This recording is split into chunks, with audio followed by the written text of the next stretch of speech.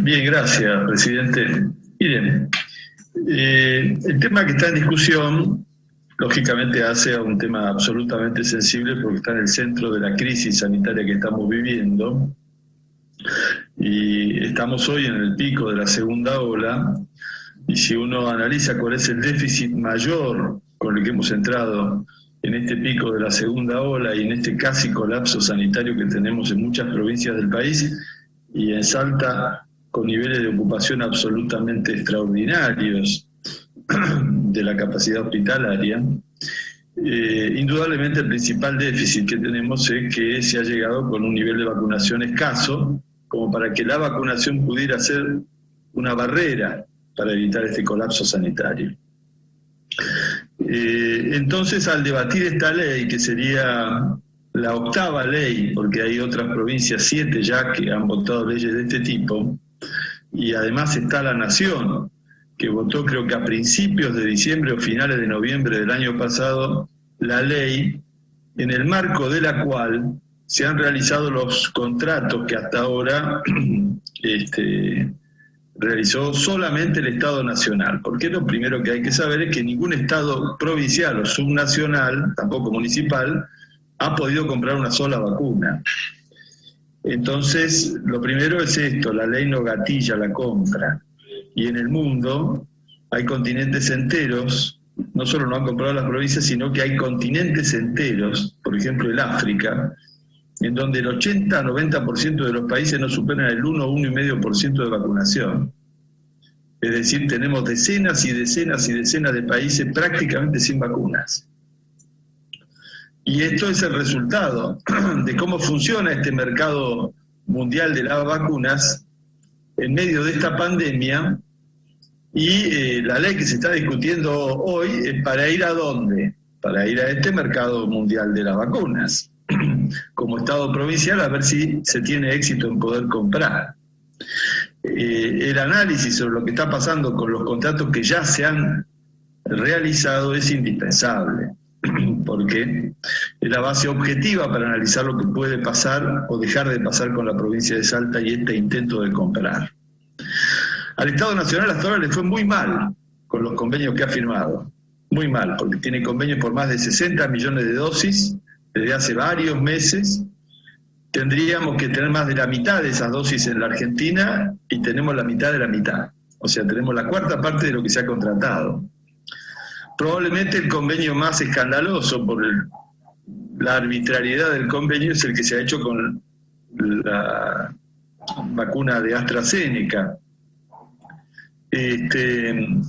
que se ha establecido en el convenio que la producción de esta vacuna se iba a hacer en un laboratorio argentino, pero por conveniencia de los privados, no por razones tecnológicas ni de fuerza mayor, la vacuna se iba a envasar en México. Y esta misma Cámara de Diputados, a iniciativa de un proyecto que presenté yo en nombre del bloque del Partido Obrero, ha aprobado hace más o menos un mes y medio atrás una declaración que decía justamente que reclamamos desde Salta que la vacuna que se produce en la Argentina se distribuya en la Argentina. Y se votó por unanimidad de esta Cámara. Y fue ese el antecedente inmediato de este debate, porque estábamos de alguna manera alzando nuestra voz, planteando de que este contrato aparecía con una contradicción muy importante, porque no había razones para que la vacuna no se envase en la Argentina y ya la tendríamos que tener distribuyéndose hace mucho tiempo. Y ayer llegaron recién los 2 primeros millones de vacunas de AstraZeneca sobre un total de 22 millones de vacunas que compró y pagó en su enorme mayoría el Estado Nacional. ¿Cómo será la situación de estos contratos que se han celebrado hasta ahora, que han tenido que iniciar la Auditoría General de la Nación un control de la ejecución de estos contratos? Porque los incumplimientos son manifiestos en prácticamente todos los casos. Esta situación es realmente muy importante y hay que tenerla en cuenta porque son los antecedentes inmediatos de cómo se ha contratado la provisión de vacunas.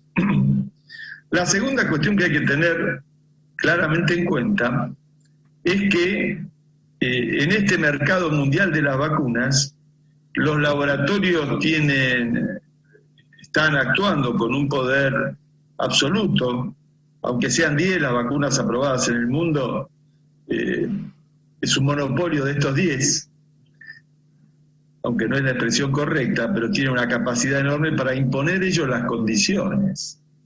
Entonces la ley que hoy se va a discutir acá, igual que la que se discutió en diciembre en el Congreso Nacional, que son bastante parecidas, es una ley dictada por los laboratorios. Es una ley impuesta por los laboratorios. Para que a la hora de establecer los acuerdos, los estados con estos laboratorios, los laboratorios tengan una serie de cláusulas que están exigiendo. Y lo he anticipado en algunos medios y demás. Hay 3 cláusulas que son realmente absolutamente abusivas y propias de un coloniaje. La primera es esta de establecer la indemnidad de los laboratorios. Es decir, que no hay juicio por indemnización posible contra estos laboratorios si se vota esta ley. El asunto no es menor. Estamos hablando de un asunto de salud pública y de vacunas que van a recibir, bueno, en el caso de Salta, probablemente entre 800 y 1 millón de personas. ¿No es cierto? Si es que no se vacuna a los menores de 18. Esa persona, igual que el Estado provincial, no van a tener ningún derecho a juicio frente a cualquier consecuencia no querida o negativa en la utilización de la vacuna. Esto es una de las cláusulas de esta ley. Otra de las cláusulas de esta ley tiene que ver con el secreto completo de los contratos, confidencialidad absoluta. ¿Y por qué confidencialidad absoluta en un asunto de salud pública, en medio de una pandemia? ¿Por qué secretos? ¿Por qué tiene que haber secretos para la población? Contratos que deberían ser absolutamente públicos y transparentes. Y el tercer, después voy a volver a referirme a este tema del secreto. El tercer tema es el tema de que se cede la jurisdicción a los tribunales extranjeros cuando haya conflictos por asuntos económicos con estas empresas. Como cuando el país hace sus acuerdos de deuda externa. ¿Se acuerdan todos del juez Griesa?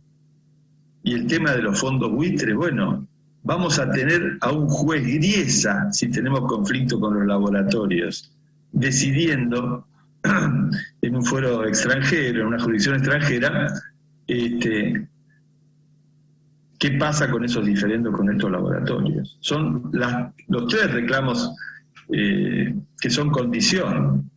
Ahora, en la discusión de estos contratos hay otros escándalos, no solo los que se firmaron, sino algunos que no se firmaron. Por ejemplo, hoy el país discute, ¿no es cierto? Hoy el país discute una denuncia de alguien de Juntos por el Cambio contra el gobierno diciendo que el ministro de Salud o el Ministerio de Salud intentó coimear a uno de los laboratorios, el laboratorio Pfizer. Ese laboratorio después desmintió el hecho, dijo, no, de ninguna manera, no ha sido así. Ahora, de otra parte, el gobierno, para explicar por qué no firmó con ese laboratorio, dice que el laboratorio pedía demasiadas cosas, algunas que ya golpeaban la propia soberanía nacional. Y estuve leyendo que en Perú también se hizo una denuncia de esa naturaleza por las negociaciones que Pfizer tenía con el Estado peruano, en el sentido de que desde esta posición de privilegio y de poder, este laboratorio pedía normas absolutamente leoninas, parece que incluso más leoninas que las que están por votar hoy en esta Cámara de Diputados. Y no hubo contrato con Pfizer. Y empezó a discutirse si no hubo corrupción.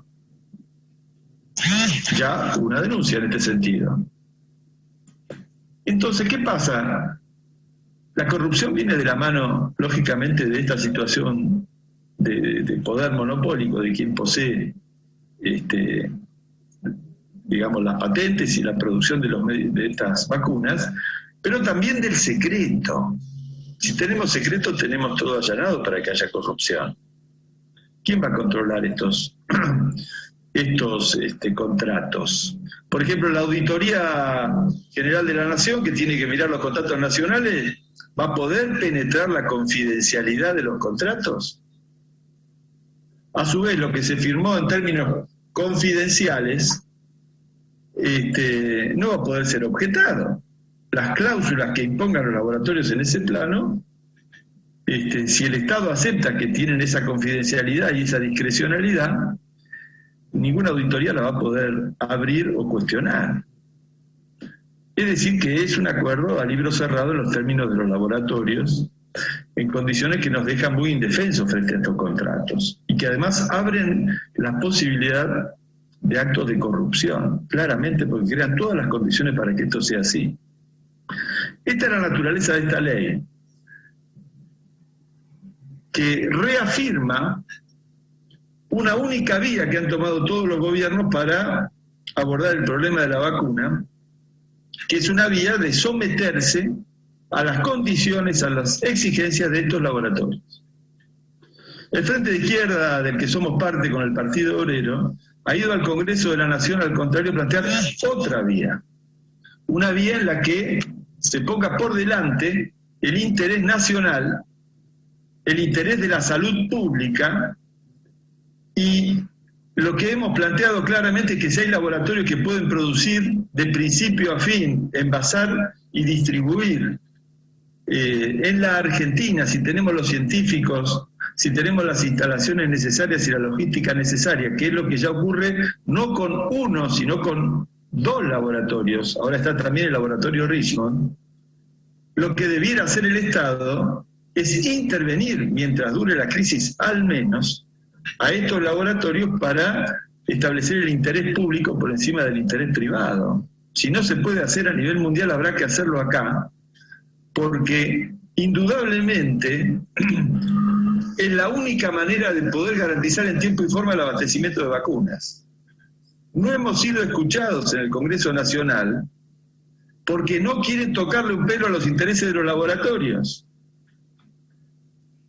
Indudablemente esta política tiene que ir de la mano de una política de alcance internacional de liberación de las patentes, que deben liberarse porque no hay modo de justificar que en medio de semejante crisis humanitaria no se libere la producción por parte de los estados a gran escala de las vacunas.